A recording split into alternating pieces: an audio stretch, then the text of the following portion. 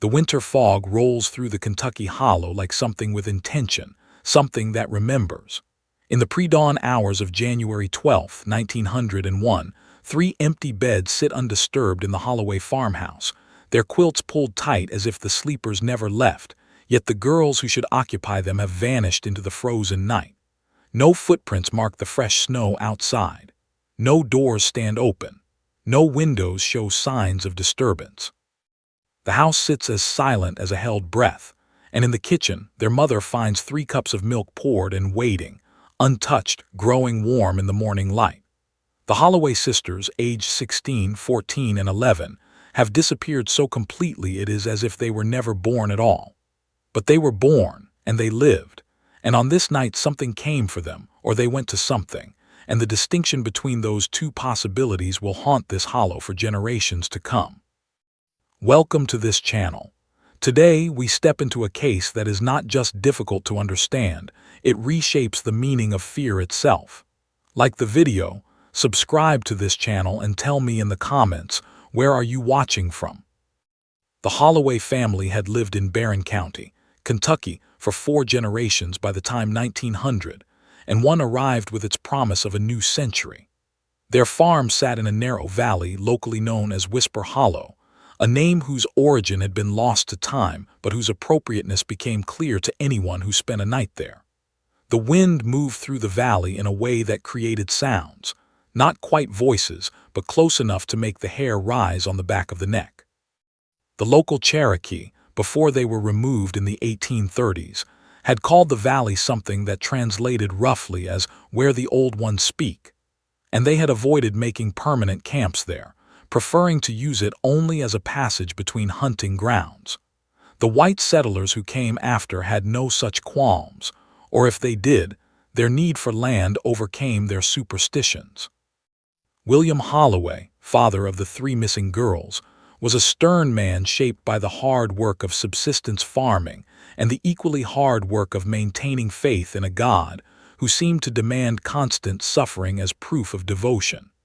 His wife, Margaret, had borne him 7 children, 4 of whom survived past infancy. The 3 daughters, Sarah, Elizabeth, and Mary, were known throughout the county as unusually beautiful and unusually quiet, girls who moved through the world with a kind of dreamlike detachment that some found enchanting and others found deeply unsettling. Sarah, the eldest at 16, had already received 3 marriage proposals, all of which her father had refused, claiming she was not yet ready to leave his house. Elizabeth, at 14, possessed a talent for drawing that manifested in strange ways, her sketches of familiar landscapes containing elements that were not actually present but which seemed more real than the places they depicted. Mary, the youngest at 11, rarely spoke more than a few words a day, but when she did speak, people noticed that she often said things she should not have known, private matters whispered in distant houses, secrets buried in other people's hearts. The night of January 11th began ordinarily enough.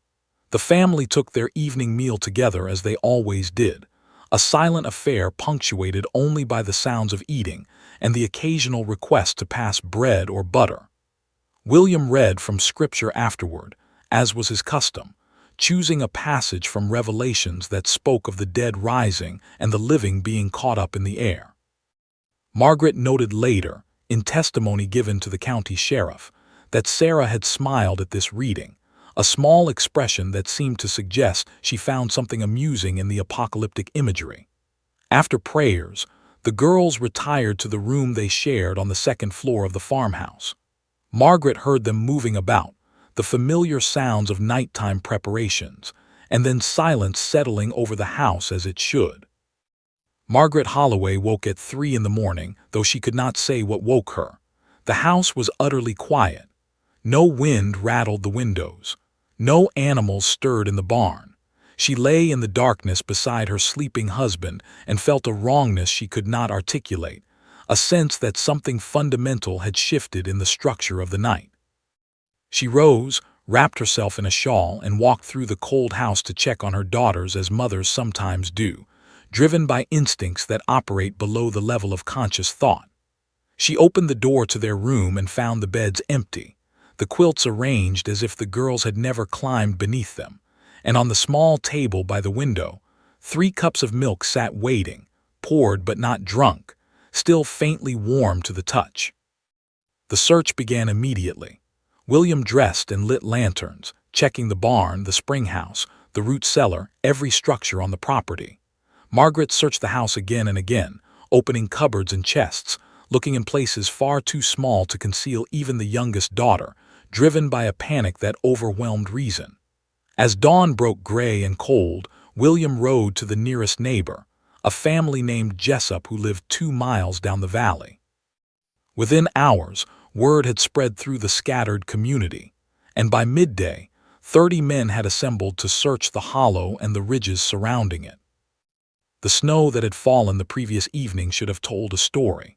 Fresh powder, undisturbed except for the tracks of rabbits and deer, covered every surface. The search party examined the ground around the Holloway house with meticulous care. There were no footprints leading away from the building.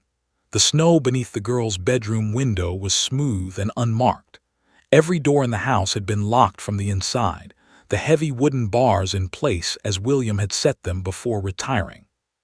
The windows were all closed and latched.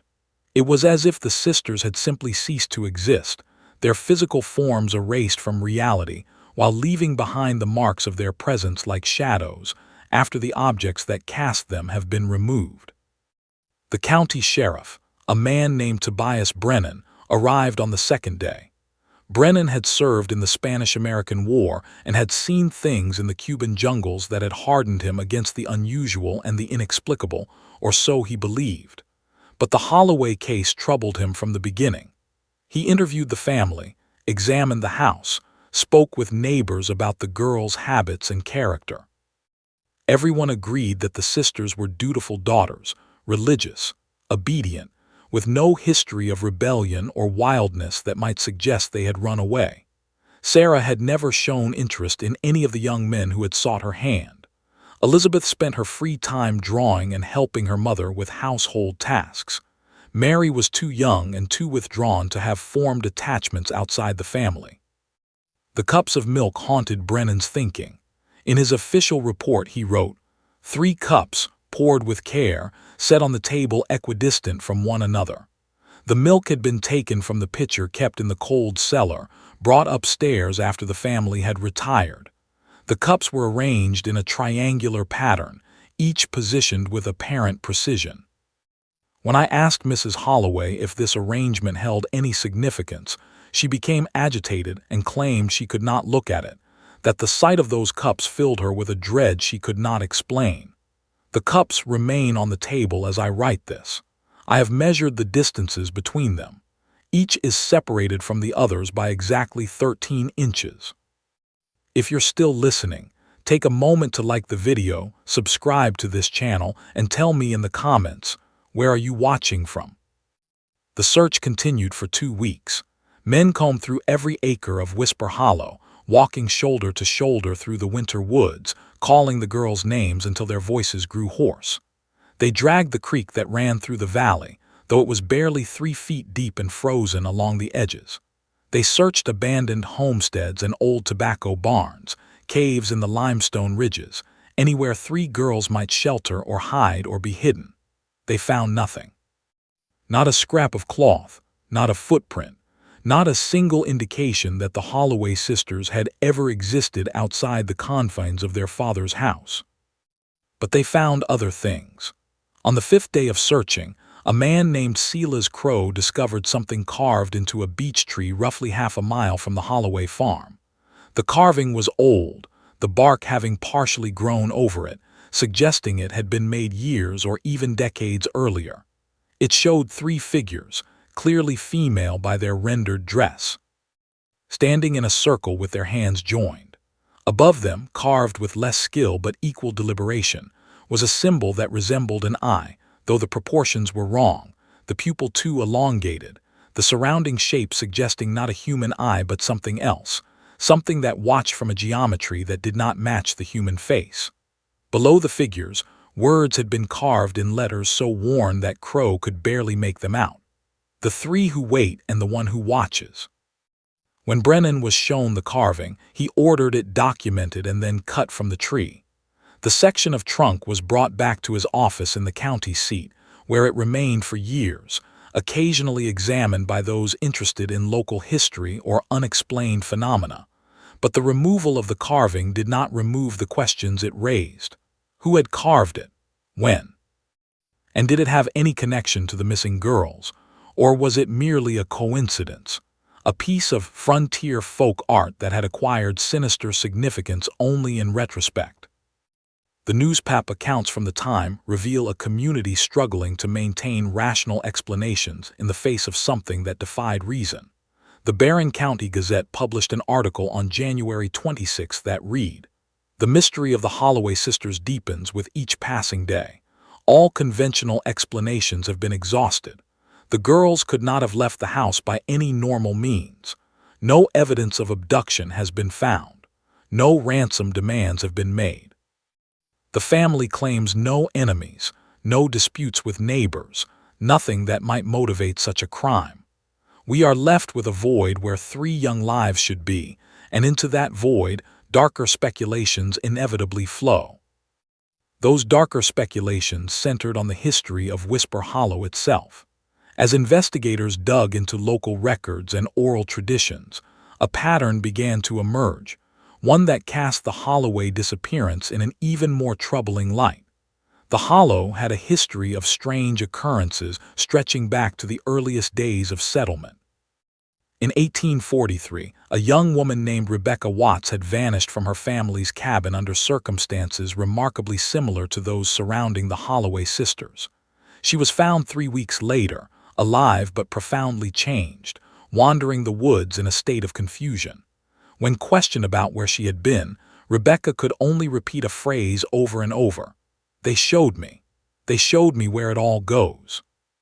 She was institutionalized shortly after and died within a year, never having regained full coherence. In 1867, 2 children, brother and sister aged 9 and 7, disappeared from a farm at the southern end of the Hollow. Their bodies were found a month later, arranged in a clearing in poses of repose, as if they had simply laid down to sleep and never woken. The local doctor who examined them could find no cause of death, no injuries, no signs of disease or exposure. They were simply dead, and their faces held expressions that those who saw them described as peaceful, but also somehow knowing, as if death had revealed something to them in its final moment. In 1885, an entire family, mother, father, and 3 children, vanished from their home in the middle of a summer night. Neighbors found the house exactly as the family had left it, supper dishes still on the table, clothes hanging on pegs, animals in the barn untended. The family was never found. The house stood empty for years before being torn down, as no one would purchase the property or live within its walls. A pattern of 3s emerged from this research. 3 figures in the carving, 3 Holloway sisters, 3 children in the family that vanished in 1885. Rebecca Watts had, according to records uncovered by a persistent county clerk, 2 sisters who had died in infancy, making her also the 3rd daughter in her family. The number appeared again and again in the scattered records of strange events in Whisper Hollow, as if the valley itself was counting something, marking occurrences according to a mathematics that transcended human understanding. William Holloway became a hollow man in the weeks following his daughter's disappearance. Neighbors reported that he could be seen at all hours walking the boundaries of his property, calling the girls names in a voice that grew weaker and more broken each day. Margaret ceased leaving the house entirely, spending her days sitting at the kitchen table, staring at the 3 cups of milk that she refused to allow anyone to remove or empty. She would not eat. She would not sleep in the bed she had shared with William. She simply sat and stared, as if by maintaining her vigil over those cups she could somehow call her daughters back from wherever they had gone. In March, a traveling preacher named Josiah Stern arrived in Whisper Hollow. Stern had a reputation as a man who dealt with spiritual matters that conventional clergy avoided: the exorcism of demons, the cleansing of haunted properties, the confrontation of evil in its most literal sense. He had heard of the Holloway case and came offering his services free of charge, claiming that the Lord had directed him to this place for a purpose. William, desperate for any explanation or intervention, agreed to let Stern examine the house and the grounds. Stern spent 3 days on the property, praying, reading scripture, and performing rituals that combined Christian practice with older traditions whose origins he did not disclose. On the 3rd night, he gathered William, Margaret, Sheriff Brennan, and several members of the church to witness what he claimed would be a revelation. He stood in the girls' bedroom, the 3 cups of milk arranged on the floor in their triangular pattern as Stern had requested they be positioned. He prayed in English and in languages none of the witnesses recognized, his voice rising and falling in rhythms that seemed to resonate with the structure of the house itself. Then, as those present would later testify, the cups began to move. Not sliding across the floor, but moving in place, spinning slowly, the milk within them forming patterns that shifted and changed, spirals and symbols that appeared for a moment and then dissolved. The temperature in the room dropped so precipitously that breath became visible. The windows frosted over despite the relative warmth of the March evening. And then, according to all who were present, a sound filled the air, not a voice but something that approximated voice, something that used the wind and the creaking of the house and the movement of air through the chimney to form syllables that resembled words. They are where they have always been. They are where they will always be. 3 to make the door. 3 to keep the door. 3 to walk through the door. Stern collapsed immediately after, blood flowing from his nose and ears. He was carried from the house and tended by Doc Morrison, the local physician. When Stern regained consciousness, he refused to speak about what had happened. He left Whisper Hollow the following morning, and when contacted by mail months later, he replied only, "Some doors should not be opened. Some questions should not be asked. The Holloway sisters are beyond the reach of human intervention. They have been taken into a purpose we cannot comprehend, and to pursue them further is to risk joining them in that incomprehensible place. Let them go. Pray for their souls, and never, never enter that hollow after dark."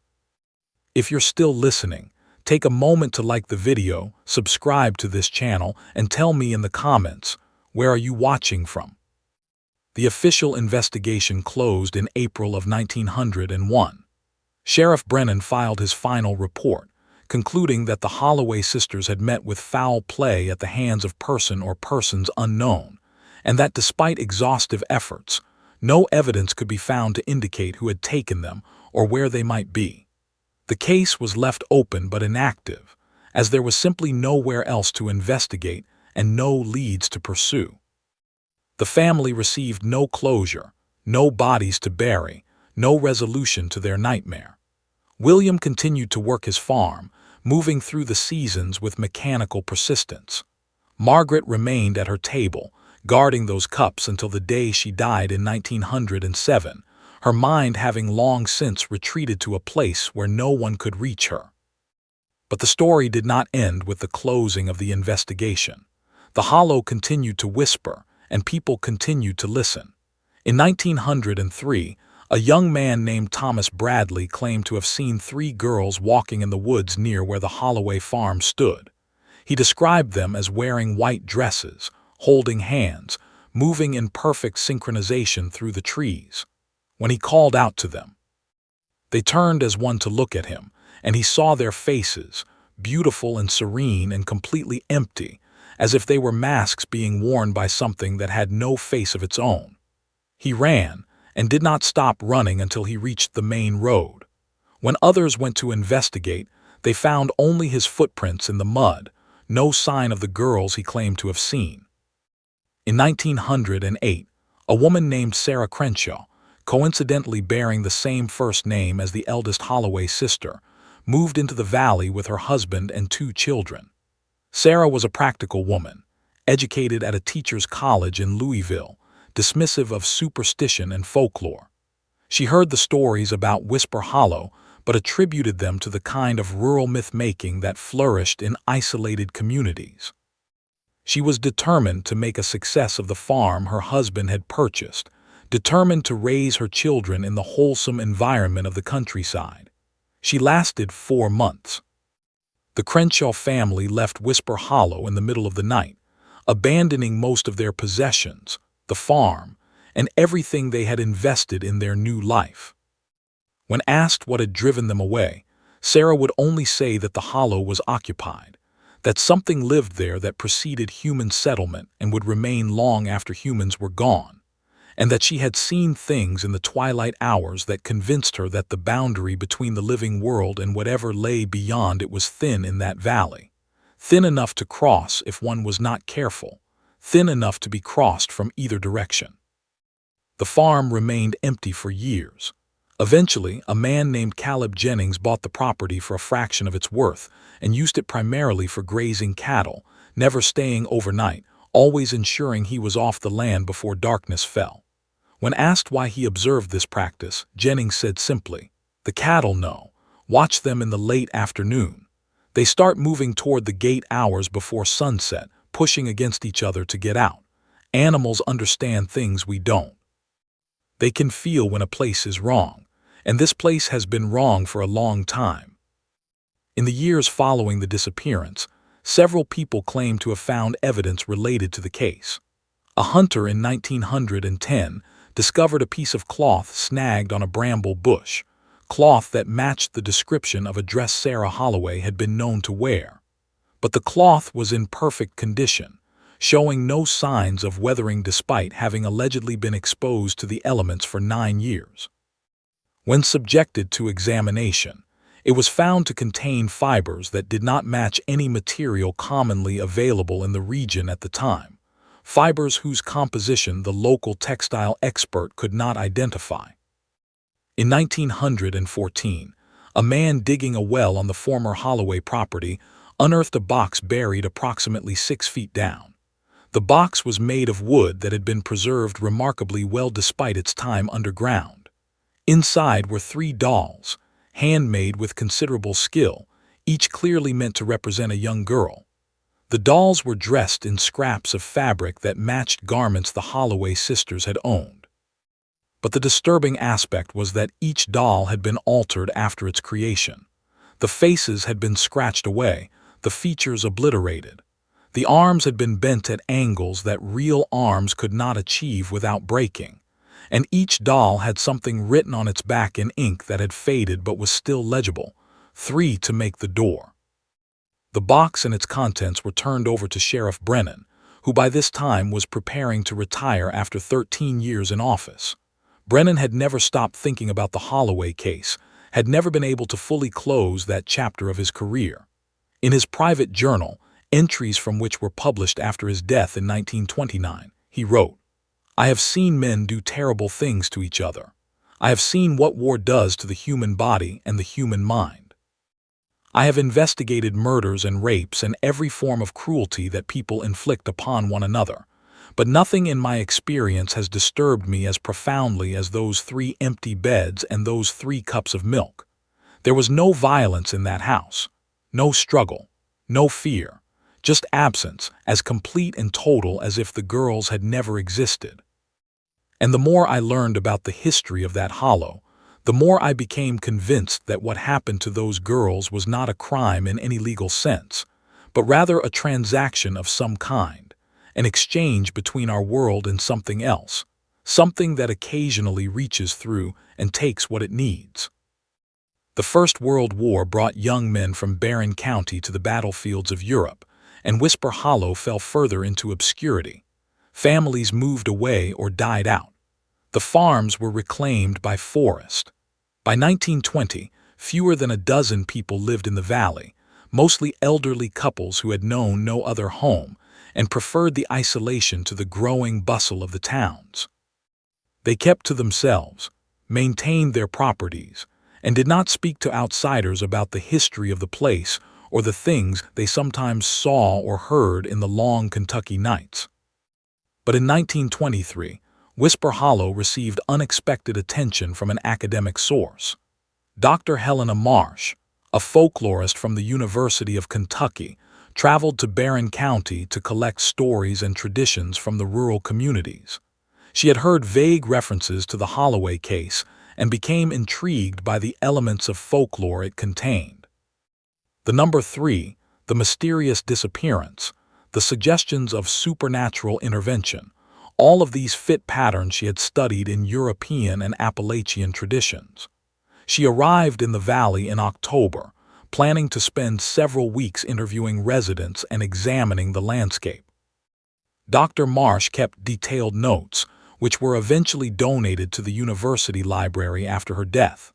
Her early entries are professional and measured, recording stories and observations with academic detachment. But as the days passed, her tone shifted. She wrote about feelings of being watched, of sensing presences in the woods that vanished when directly observed.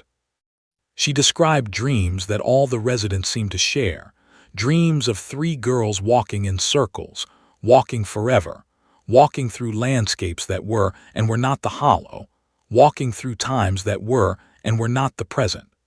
The residents would not discuss these dreams directly but would reference them obliquely, as if speaking of them too explicitly might give them more power. On her 15th day in the valley, Dr. Marsh visited the site where the Holloway farmhouse had stood. The structure had collapsed years earlier, leaving only a stone foundation and a few pieces of timber slowly being reclaimed by moss and rot. She spent the afternoon taking photographs and making sketches of the layout. As evening approached, she noticed that the forest around her had become utterly silent.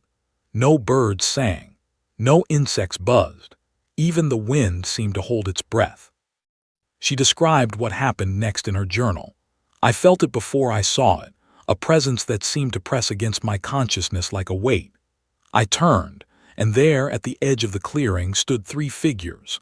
Girls, or what resembled girls, wearing white dresses that seemed to glow in the fading light.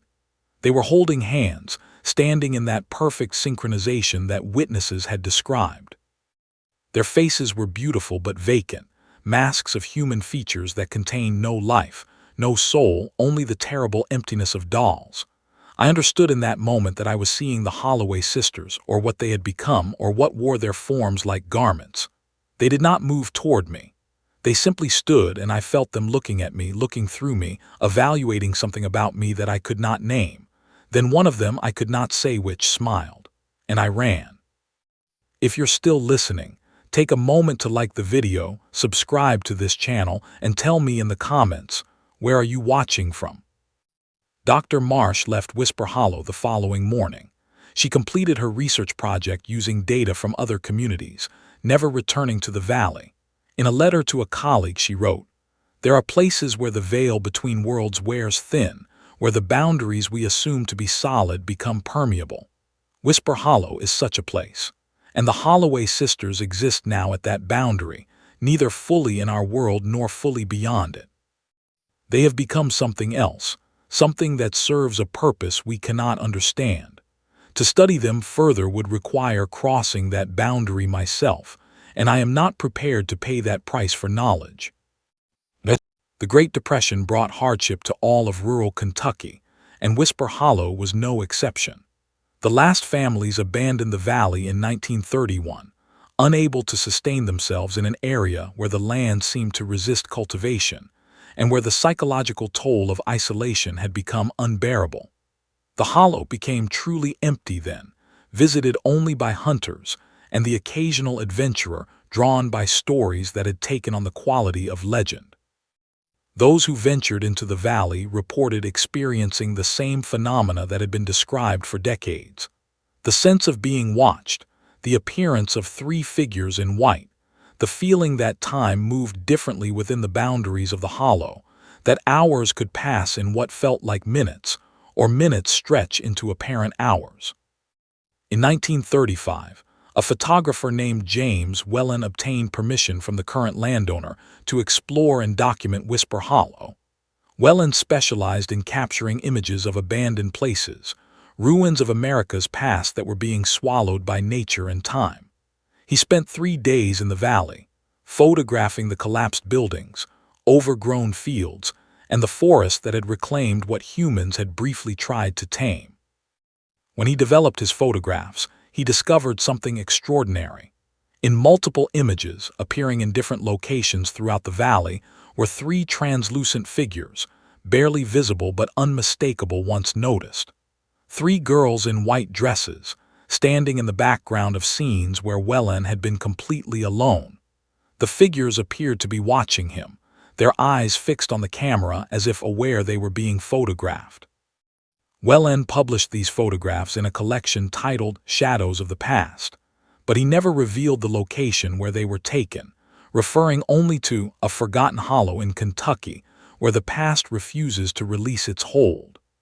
He received letters from people claiming to have had similar experiences in other locations, but none of the places they described matched the specific character of Whisper Hollow. Whelan died in 1947, and his personal papers, which might have contained more information about his time in the valley, were destroyed in a fire at his studio. The negatives of the Whisper Hollow photographs survived, and they remain in a private collection, occasionally reproduced in books about unexplained phenomena and American folklore. The Second World War and the decades that followed brought changes to Kentucky. Rural areas modernized, roads improved, electricity reached even the most remote hollows, but Whisper Hollow remained largely untouched by progress. The valley was eventually absorbed into the Daniel Boone National Forest, protected from development but also left largely unmanaged. Hiking trails do not pass through it. No campgrounds were established within its boundaries. The Forest Service seems to have made a quiet decision to let the hollow remain as it is, visited rarely, documented minimally, allowed to keep its secrets. Yet stories continue to emerge. In the 1960s, a group of college students on a camping trip claimed to have encountered three women in white dresses who led them in circles for hours before they managed to escape the hollow. In the 1970s, a surveyor working for the Forest Service reported finding a clearing where the grass would not grow, where the ground was arranged in three concentric circles of bare earth, each exactly 13 feet in diameter. In the 1980s, a couple hiking through the area became separated, and the woman spent 3 hours searching for her husband, hearing his voice calling to her but never able to locate him. When they were finally reunited at the valley's edge, they compared their experiences and realized they had each spent those 3 hours walking in opposite directions, yet both had heard the other's voice coming from directly ahead of them, as if the hollow was somehow folding space back on itself. Modern paranormal investigators have attempted to study Whisper Hollow using contemporary equipment.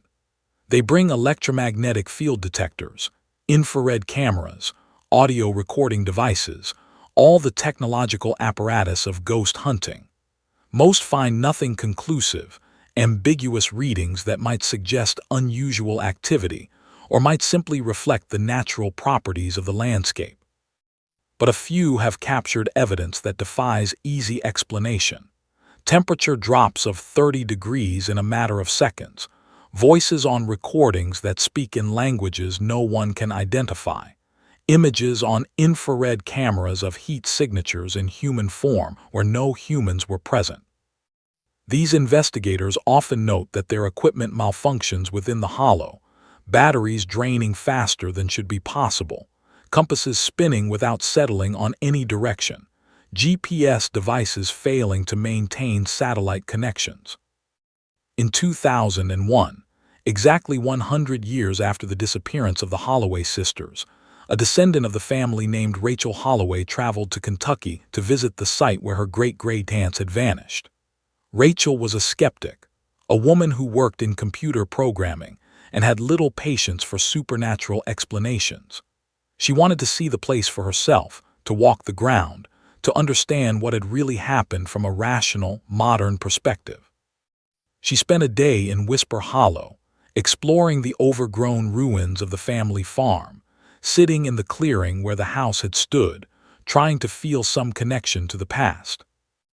As evening approached, Rachel prepared to leave, but as she walked toward her car, she realized she had become disoriented. The trail she had followed into the valley seemed to have disappeared. The forest around her looked the same in every direction. She walked for what felt like hours, always downhill as she knew she should, but never reaching the road where she had parked. Finally, as darkness fell, she came to a clearing she did not remember seeing before. And in that clearing, standing in the center, were three figures in white dresses, holding hands, faces turned toward her with expressions of welcome and terrible knowing. Rachel ran blindly through the darkness, branches tearing at her clothes and face, the ground uneven beneath her feet. She fell again. And then suddenly she was on the road, her car visible 50 feet away, the security light of a nearby ranger station providing illumination. She drove immediately to the nearest town and spent the night in a motel, too shaken to attempt the drive home. In an interview she gave to a local newspaper, she said, "I went there to disprove the legends, to find a rational explanation for what happened to my family. Instead, I encountered something that exists outside the boundaries of rationality. Those three figures, whatever they are, they're still there. They've been there for a century, and I believe they'll be there for centuries more, waiting, walking, serving a purpose that we cannot begin to comprehend." If you're still listening, take a moment to like the video, subscribe to this channel, and tell me in the comments, where are you watching from? The question that has remained since that January night in 1901, is not whether something took the Holloway sisters, but what purpose their disappearance served. The evidence suggests not an abduction, but a summoning, not a crime, but a calling. The 3 cups of milk, arranged with such precision. The carved tree, depicting 3 figures and speaking of those who wait. The pattern of 3s that repeats throughout the history of the Hollow. All of it points toward something deliberate, something that required these particular girls at this particular time. 3 sisters who perhaps carried some quality or connection that made them suitable for whatever purpose they were meant to serve. The Cherokee name for the valley, where the old ones speak, takes on new significance in this light. Perhaps the old ones that were referenced were not ancestors, but something far older, something that existed in this place before humans walked the earth, something that occasionally requires human participation in processes we cannot understand. The Holloway sisters may have been drawn into such a process, transformed from mortal girls into something eternal, walking the boundaries of Whisper Hollow forever, serving as guardians or witnesses or participants in something that transcends our concepts of life and death. William Holloway died in 1912, 11 years after his daughters vanished. In his final days, he spoke to the pastor who attended him, Reverend Marcus Stone, about what he believed had happened. Stone's diary, which was preserved and later published, contains this account. William told me that he had come to understand in the years since that terrible night that his daughters had not been stolen but chosen. He said there were signs he had ignored, or perhaps had not known how to interpret. Dreams the girls shared and spoke of to each other in whispers. Drawings Elizabeth had made of places that did not exist in this world. Moments when all 3 would stop what they were doing and turn their heads in unison, as if hearing a call that he could not perceive. He said they were being prepared, slowly and carefully, for something that required their consent, and on that January night they gave it. They poured the milk and arranged the cups and walked through a door that only they could see, into a place that only they could enter. He said he did not mourn them anymore because mourning implied loss, and they were not lost. They were exactly where they needed to be. Modern psychology might attribute William's conclusions to the desperate rationalizations of a grief-stricken father. But the consistency of accounts across more than a century, the physical evidence that cannot be explained, the experiences of dozens of witnesses who had no connection to each other or to the original case, all of this suggests that something genuine occurred in Whisper Hollow, something that continues to occur, a phenomenon that exists independent of belief or interpretation. The valley remains as it has been, a fold in the Kentucky landscape where time moves to its own rhythm and where the boundaries between what is and what might be grow thin.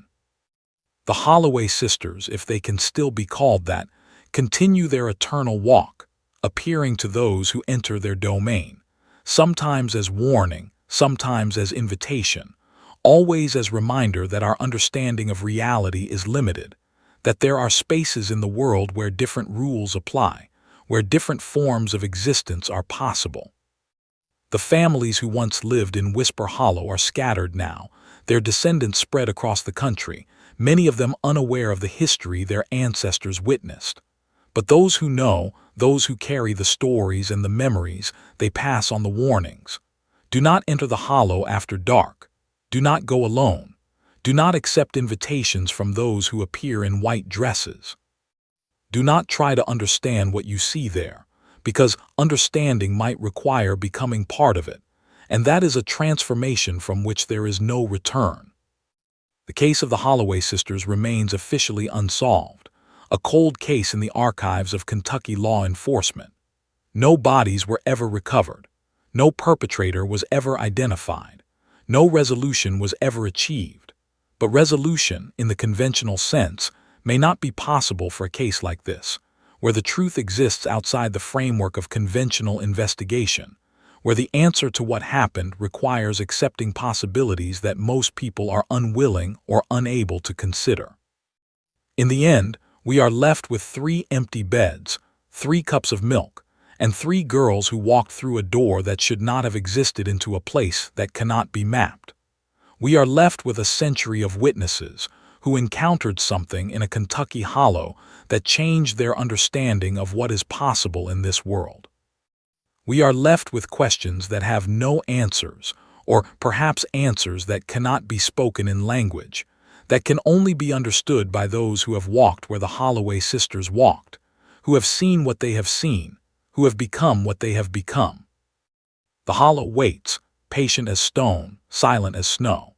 It has waited for centuries before human arrival and will wait for centuries after human departure.